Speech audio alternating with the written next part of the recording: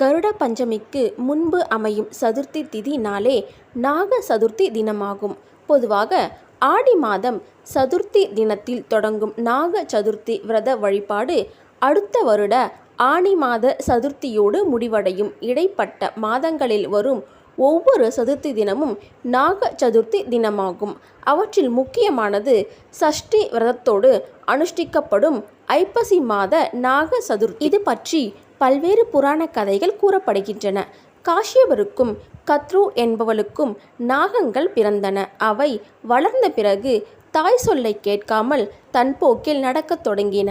அதனால் கோபம் கொண்ட தாயார் கத்ரு, தாய் சொல்லை கேட்காததால் தீயில் விழுந்து இறப்பீர்களாக என்று சாபம் கொடுத்து விடுவார். ஜனமேயன் மூலம் அந்த சாபம் பிற்காலத்தில் நிறைவேறும். பித்ரு தோஷம் இருப்பவர்களுக்கு கூட பரிகாரம் செய்து சரி செய்து விடலாம். ஆனால் நாகதோஷம் இருப்பவர்களுக்கு பரிகாரமே கிடையாது.